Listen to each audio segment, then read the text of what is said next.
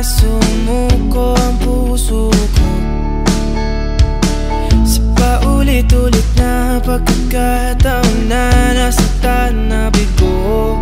Mukhang delikado na naman ako. Bakit